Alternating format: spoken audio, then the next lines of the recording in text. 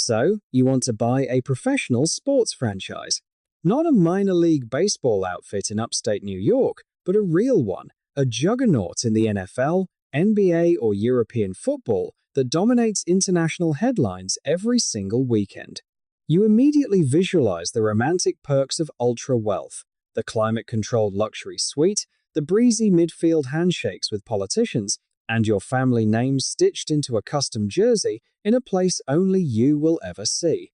But here is the bizarre, paradoxical reality of elite sports ownership that Wall Street almost never talks about in public. Almost none of these teams make meaningful operational profits from actually playing the game.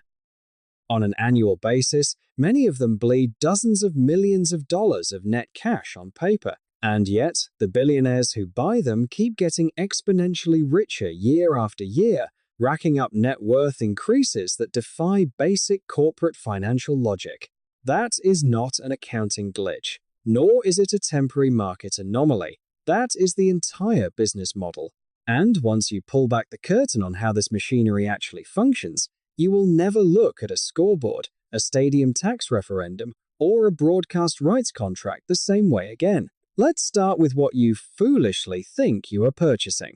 You assume the purchase price is the primary hurdle. It isn't even the most interesting part of the equation. Back in 1989, an ambitious Arkansas oilman named Jerry Jones bought a struggling NFL franchise called the Dallas Cowboys for roughly $140 million. At the time of the transaction, the team was quietly losing about $1 million every single month. Traditional Wall Street analysts openly mocked the deal, claiming Jones had incinerated his private fortune on a vanity project. Fast forward to today, and that exact same franchise is conservatively valued at over $13 billion. The Cowboys didn't achieve this eye-watering valuation by dominating the sport. In fact, they haven't even reached a conference championship game in 3 decades. They accomplished it because of the underlying structural financial architecture we're about to dissect.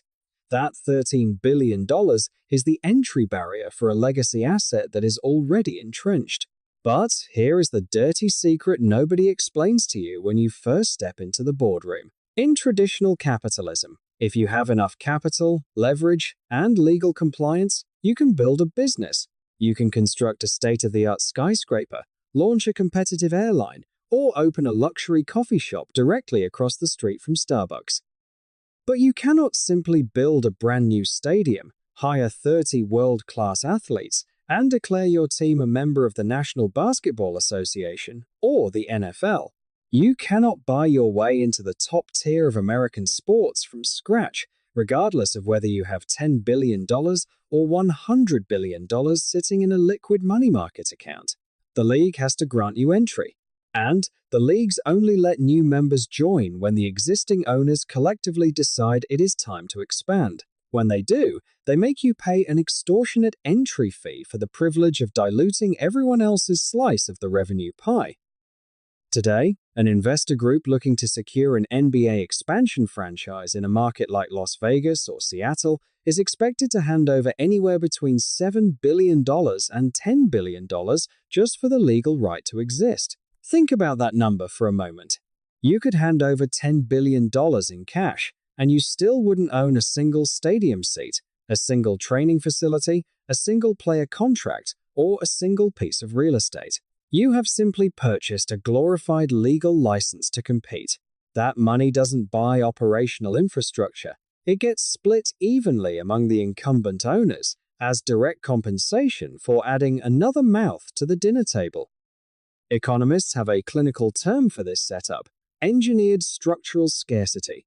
But scarcity that is artificially created and aggressively protected by legal frameworks operates less like an open competitive market and more like De Beers controlling the global supply of diamonds. A diamond isn't valuable because it is biologically rare in the Earth's crust. It is valuable because a tightly controlled cartel intentionally restricts the volume released to the public. Sports franchises function on the exact same cartel playbook. There are 32 seats at the NFL table, 30 at the NBA table, and 30 in Major League Baseball. That number almost never grows. The first pillar of sports team valuation is simple. There will never be supply elasticity. If you ask an average fan how a sports team generates its wealth, they will point to the obvious physical artifacts: ticket sales, custom jerseys, $20 beers, overpriced hot dogs, and $30 parking spots. These are all intuitive answers. They are also fundamentally incorrect. While game day concessions and gate receipts represent tangible cash flow, they are hard capped by physical reality. A venue only holds 60,000 seats. A regular season only features a set number of home games. You cannot sell more tickets than there are physical chairs in the arena, nor can you force a stadium visitor to consume 10 hot dogs per hour. Meanwhile, the two largest operating expenses in modern sports, guaranteed player contracts and stadium debt service, escalate dramatically year after year, completely decoupled from whether the team wins or loses on Sunday. As a result, the operational profit margin derived strictly from playing the sport is paper-thin and frequently negative. Take a look at European football. One of the most storied Premier League clubs posted a pre-tax operating loss exceeding £260 million in a single recent fiscal year. Its parent corporate entity recorded a staggering total loss north of £700 million once the enormous amortization costs of player transfer fees were accounted for. This is a global mega brand playing in front of packed, sold-out stadiums week after week. Yet, on paper, its core operations bled cash at a pace that would bankrupt a traditional Fortune 500 company within 18 months. Did its market valuation collapse? Absolutely not. It surged past $4 billion. The exact same phenomenon plays out in North American basketball.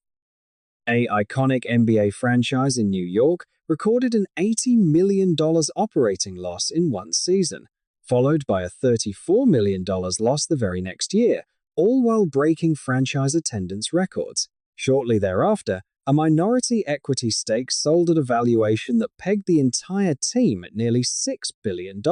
So, where does this astronomical capital appreciation originate if the operational engine is constantly spewing blood? The answer lies in a medium that completely detached sports from physical geography: broadcast television. Before the advent of network broadcasting, a team's economic destiny was strictly chained to its local population density. Small city meant small revenues, small payrolls, and permanent mediocrity. Television completely inverted that dynamic. As streaming services fragmented the entertainment landscape, allowing consumers to binge movies, news, and scripted drama on their own schedules, skipping advertisements entirely, live sports emerged as the absolute last remaining asset class, capable of aggregating massive, simultaneous, real-time audiences. Ad agencies and corporate sponsors recognize this reality. If you want to grab the undivided attention of 20 million consumers at 3 p.m. on a Sunday, you cannot buy video-on-demand ads. You must buy live sports rights. And they pay a staggering premium for that unskippable attention. That premium is directly reflected in current broadcasting agreements. The NFL's national television packages, running through 2033, are worth an astounding $110 billion, partitioned among legacy broadcast networks, cable sports giants, and big tech streaming platforms. The NBA's national media distribution package, spanning 11 seasons, commands roughly $76 billion. Combine these two leagues alone, and you are looking at nearly $186 billion in guaranteed media cash flows pouring directly into the industry. Here is the kicker that should completely reframe your understanding of sports ownership: that national broadcast money gets divided equally among every franchise in the league, largely irrespective of actual performance. The team sitting dead last in the standings, plagued by injuries and incompetent management, receives virtually the exact same multi-hundred million dollar national broadcast check as the squad that lifts the championship trophy. Your win-loss record on the field barely moves the needle on this massive revenue stream. Your mere legal status as one of the 32 cartel members is what unlocks the vault.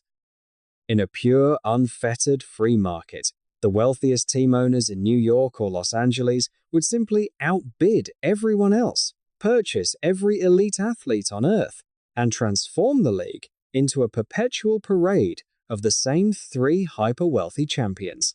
That is logically how unbridled capitalism works. It is also precisely what North American sports leagues have spent 50 years systematically dismantling, because a predictable league is a boring product, and a boring product destroys television ratings. To prevent this existential failure, billionaire owners constructed a system that can only be accurately described as pure socialism for the ultra-wealthy.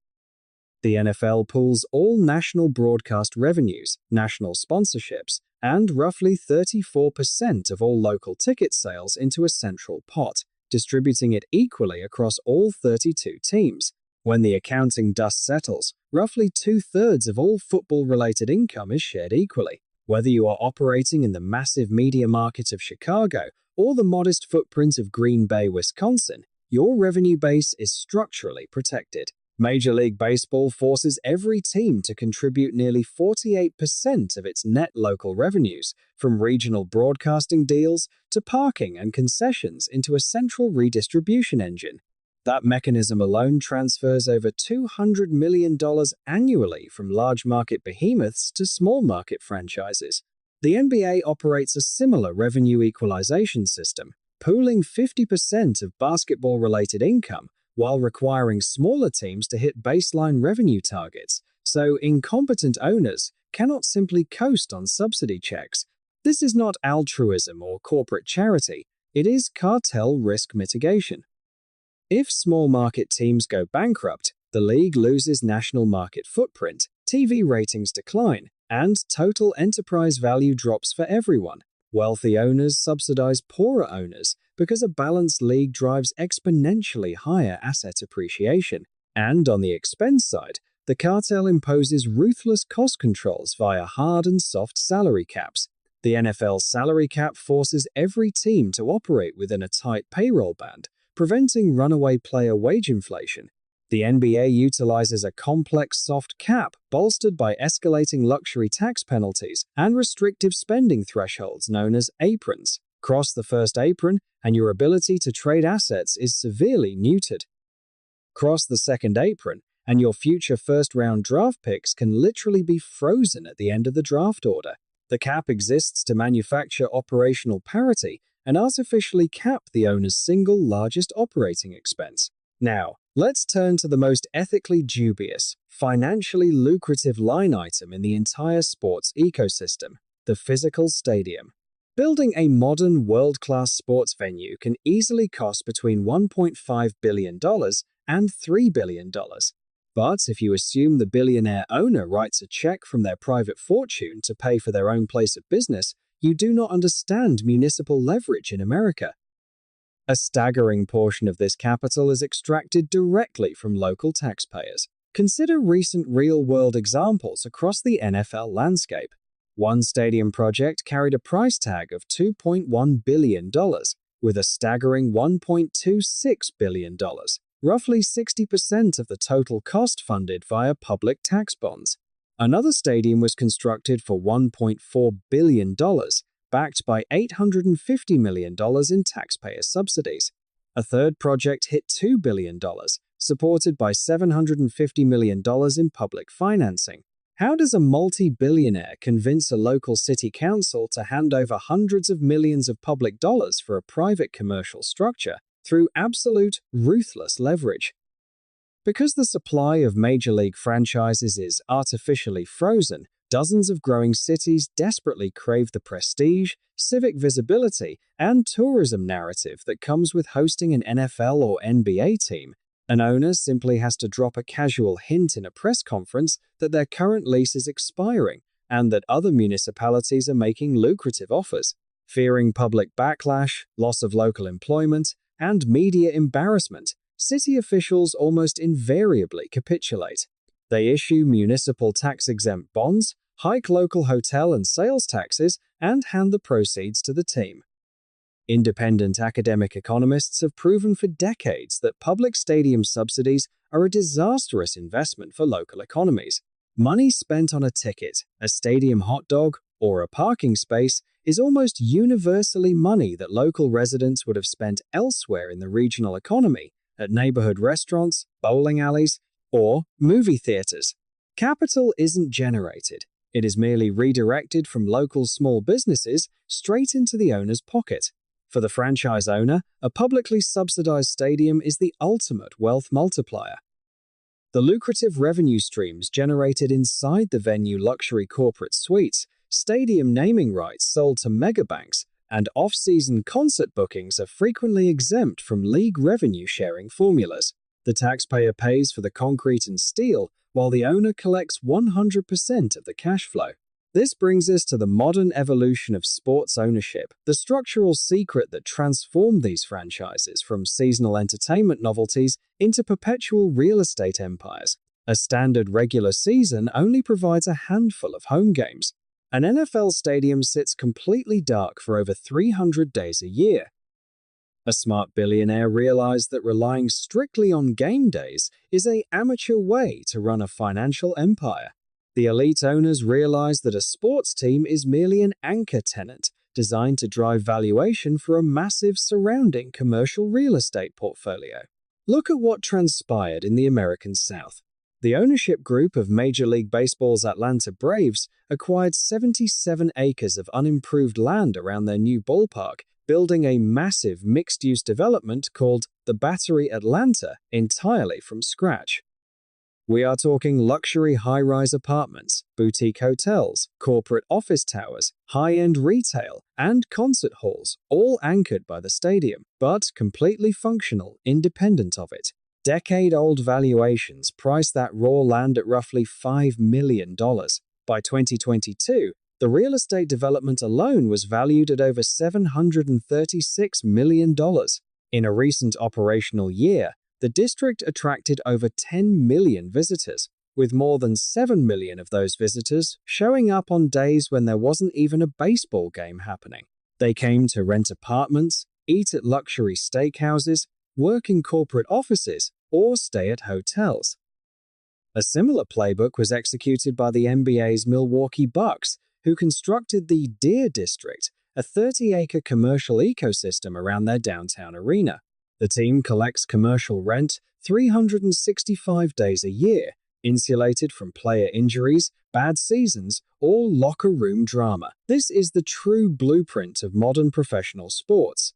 A top-tier franchise is no longer a sports team that owns a side business. It is a diversified real estate and media conglomerate that happens to field a sports team as its primary marketing engine. Consider the story of Robert Kraft. Before he became an NFL icon, Kraft was a local paper and packaging executive from Massachusetts. He was a passionate fan who bought season tickets in the absolute cheapest section of Foxborough Stadium in the 1970s, sitting in the freezing cold just to be near the game he loved. In 1994, he took the ultimate financial gamble, purchasing the struggling New England Patriots for a then record price of $172 million. When you factor in the stadium lease liabilities and surrounding land acquisitions, the total transaction hit roughly $227 million. Wall Street commentators openly declared that Kraft had wildly overpaid for a dysfunctional franchise in a terrible market. Today, that exact same franchise is conservatively valued at $9 billion. Minority equity stakes have been sold to elite private investment firms at prices confirming that valuation floor. How does a fan with zero professional background in athletic management construct one of the most financially valuable sports properties on planet Earth? The uncomfortable truth has virtually nothing to do with personal athletic genius or revolutionary playbook tactics. It has everything to do with structural macro timing. Kraft bought his franchise at the exact historical inflection point when national broadcast contracts were about to explode exponentially, right before the salary cap era stabilized team operating costs, and precisely as the commercial real estate surrounding his venue transformed into prime regional assets. He didn't beat the market through genius stock selection. He was standing on the beach when a 30-year macroeconomic tsunami came roaring in. That is worth digesting for a second. It cuts through the self-serving narrative spun by billionaire owners. It is rarely a single brilliant executive decision that creates billions in franchise value. It is the underlying legal architecture of the industry, engineered scarcity, shared media distribution, public infrastructure subsidies, and commercial real estate appreciation doing the heavy financial lifting decade after decade, regardless of who happens to be sitting in the owner's box. So, what happens when this bulletproof economic structure experiences a catastrophic disruption? Because it has happened, and the resulting financial damage demonstrates the inherent asymmetry of sports team leverage. In August 1994, Major League Baseball players went on a historic strike over proposed salary cap structures and revenue controls. The sport instantly ground to a complete halt. For the first time in 90 years, through 2 world wars and the Great Depression, the World Series was cancelled outright. No games were played, no stadium tickets were processed, no regional TV broadcasts aired, and no concessions were sold. For nearly 8 months, every game day revenue stream collapsed to zero. Yet, the fixed debt liabilities of running these franchises didn't pause for a single day. The debt service on stadium construction bonds remained due every month.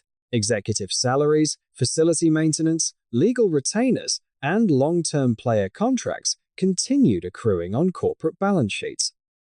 The league suffered hundreds of millions of dollars in direct financial losses, and it took nearly a decade for fan attendance to fully recover to pre-strike levels. This highlights the core structural vulnerability of sports ownership. A team's most massive expenses are fixed and locked in years in advance via long-term contracts and bond covenants. But its operational cash flow can be instantly severed the moment billionaire owners and millionaire player unions fail to agree on how to divide the expanding financial pie. When you purchase a sports team, you aren't merely betting on your operational acumen, you are betting on the fragile labor peace between hyper-wealthy stakeholders. When that peace shatters, the owner carries the financial carry cost while the asset sits idle. Let's walk through what a single operational fiscal year looks like for a representative mid-market major league franchise, using realistic industry-standard figures. Start on the top line with gross revenue. A mid-market team might collect roughly $200 million directly from its equal share of the national media distribution package. Add regional broadcasting rights, local ticket sales, luxury suite rentals, stadium sponsorships, corporate partnerships, and parking fees. And total gross revenue lands somewhere between $350 million and $450 million corporate for the year. Now, subtract the operational cost structure. Player payroll, rising alongside a salary cap that recently cleared $300 million in the NFL, represents the single largest cash outflow.